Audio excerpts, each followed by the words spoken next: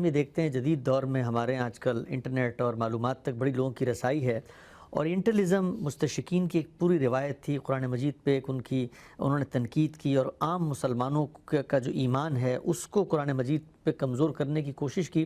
میرا سوال آپ سے یہ ہے کہ اس کی کیا وجہ ہے کہ جو مستشرقین ہیں یہ اپنے ایک خاص طرح کا ایک علم الکلام بنا کر قرآن مجید سے لوگوں کا اعتماد ہٹاتے ہیں، اور ہمارے پڑھے لکھے لوگ بھی ان سے بڑی جلدی متاثر ہو جاتے ہیں، اور جو بھی ہم نے دیکھا ہے کہ جدید پڑھا لکھا مغرب سے آتا ہے تو کہتا ہے بھئی اس کتاب میں تو یہ سوالات پیدا ہو جاتے ہیں۔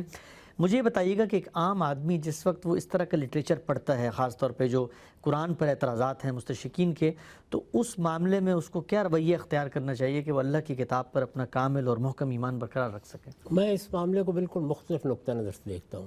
اس میں کوئی شبہ نہیں ہے کہ ایک زمانے میں مسیحی مذہبی لوگوں کے زیر اثر ایسے اہل علم بھی پیدا ہوئے کہ جنہوں نے اعتراض کرنے، پروپیگنڈا کرنے یا کسی چیز کی اہمیت کم کرنے کے لیے تصنیفات کیں۔ ٹھیک، اس میں شبہ نہیں ہے، لیکن بتدریج یہ صورتحال تبدیل ہوئی ہے، اور اس کے بعد علمی مطالعے کی ایک پوری روایت قائم ہوئی ہے جس کو آپ مستشرقین یا اورینٹلسٹ کی روایت کہتے ہیں۔ ہمارے ہاں اصل میں ہوتا یہ ہے کہ جب ہم کسی صاحب علم کی کوئی چیز پڑھتے ہیں یا کسی علمی کام کا مطالعہ کرتے ہیں تو یہ سمجھتے ہیں کہ جو ہمارا ایمان ہے، جو ہمارا عقیدہ ہے، جو چیزیں ہم نے مرتب کی ہوئی ہیں، جو ہمارے اصول ہیں، ہر آدمی اس کو ملحوظ رکھے گا۔ ٹھیک، ایسا نہیں ہوتا۔ دنیا میں جب بھی کبھی علمی کام ہوتا ہے تو لوگ اپنے اپنے طریقے سے ان چیزوں کا جائزہ لیتے ہیں، مستشرقین ہوں یا کسی اور قوم کے لوگ ہوں۔ وہ جب قرآن مجید کو پڑھیں گے، ہماری تاریخ کا مطالعہ کریں گے، ان کے سامنے کچھ روایات بھی آئیں گی جو میں نے ابھی آپ کو اشارہ کیا، اس طرح کی چیزیں بھی بہت سی خود ہماری کتابوں کے اندر موجود ہوں گی۔ اب ان سے یہ توقع کرنا کہ وہ پوری دیانتداری کے ساتھ اندر اتریں اور اندر اتر کر حقیقت کو جانیں، میرے خیال کے مطابق یہ ذرا زیادہ توقع ہے۔ یعنی ایک شخص جو آپ کی کتاب پر ایمان نہیں رکھتا، وہ جو رتب و یابس اس کو سامنے نظر آئے گا وہ آپ کے سامنے ڈال دے گا۔ اس کا علمی تجزیہ کرنے کے لیے لوگوں کو تیار رہنا چاہیے۔ ایسا ہر جگہ ہوتا ہے، کیا ذات خداوندی کے بارے میں نہیں ہوتا؟ پیغمبروں کے بارے میں نہیں ہوتا؟ سیدنا مسیح علیہ السلام کی اپنی تاریخ کے بارے میں نہیں ہوتا؟ یہ حضرات جب بائبل کا مطالعہ کرتے ہیں اور خاص طور پر اس کے ٹیکسٹ کی ترتیب کی چیزوں کو دیکھتے ہیں، وہاں بھی یہی صورتحال اختیار کر لیتے ہیں۔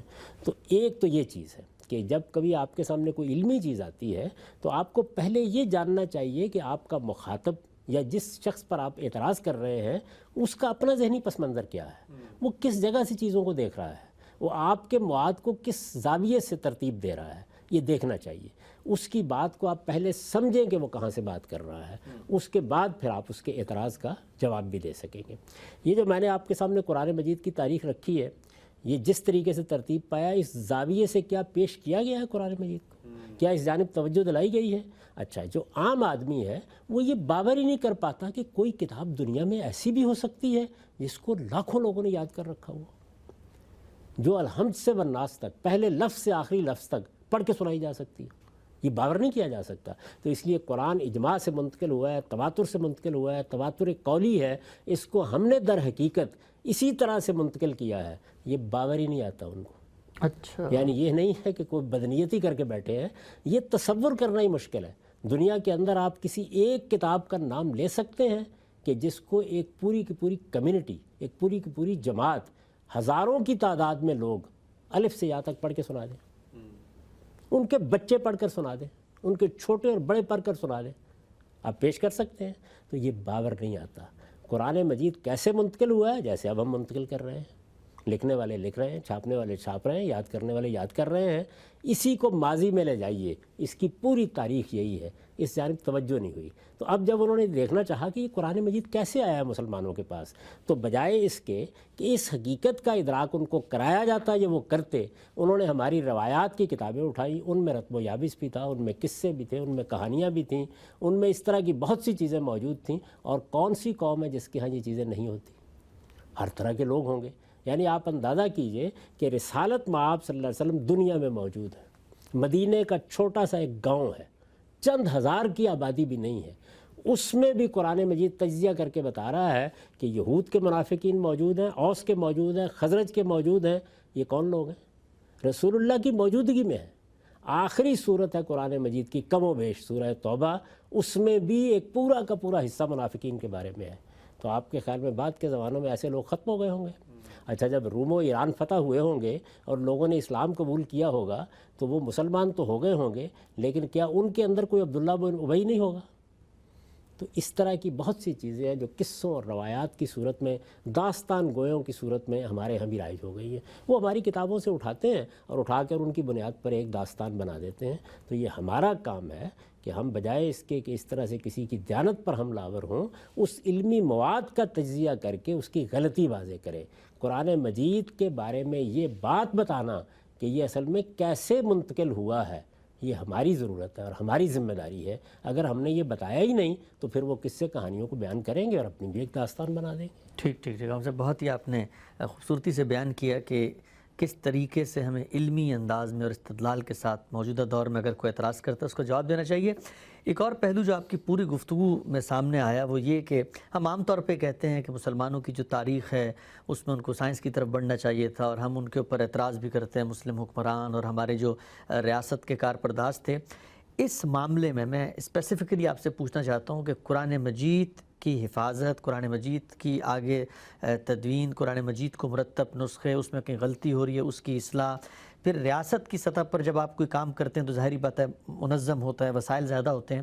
یہ مجھے بتائیے گا کہ کیا اس معاملے میں ایک آئیڈیل صورتحال پیش کی جا سکتی ہے مسلمان حکمرانوں کی جو رسالت مآب صلی اللہ علیہ وسلم کے عہد کے بعد سے آج تک آئے ہیں، کہ ہر شخص نے قرآن کے معاملے میں، چاہے وہ دین سے متعلق ہو، اس کی شخصیت میں کوئی دینی جذبہ ہو، لیکن قرآن کے معاملے میں مسلمان نے ریاست کی سطح پر ایک بڑی ذمہ داری ہے جس کو نبھایا ہے؟ یعنی یہ مسلمان امت جب اپنے آپ کو مسلمان امت کہتی ہے تو اس کی واحد شناخت کیا ہے؟ یہ حامل قرآن ہے.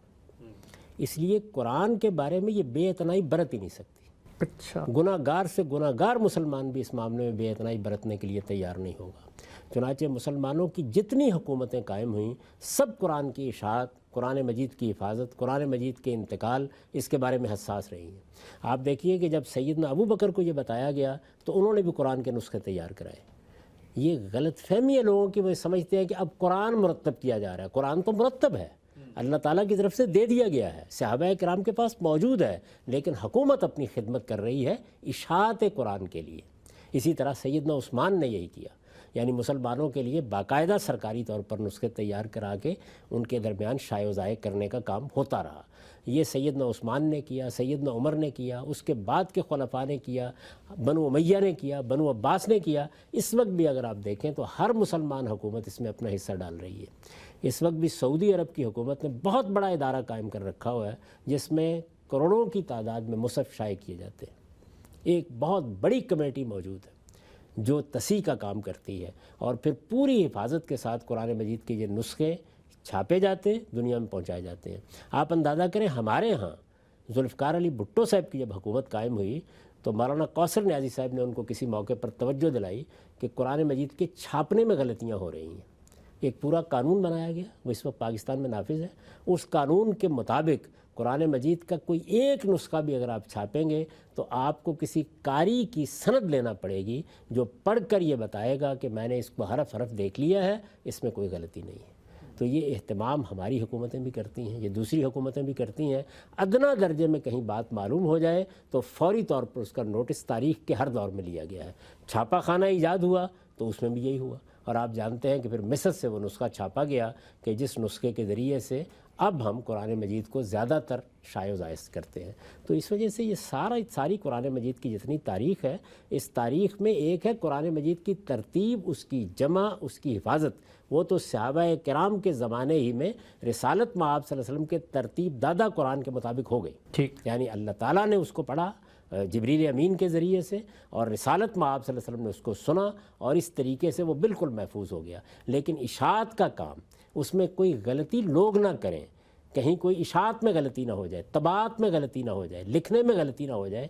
یہ چیزیں سب کے سب حکمران کرتے رہے ہیں. اصل میں یہی وہ کوششیں جو سیدنا عثمان نے کیں، یہی وہ کاوشیں جو سیدنا عمر نے کیں، جن کو بعض اوقات بگاڑ کے قرآن مجید کا نسخہ ترتیب دینے کی داستان بنا لیا جاتا ہے.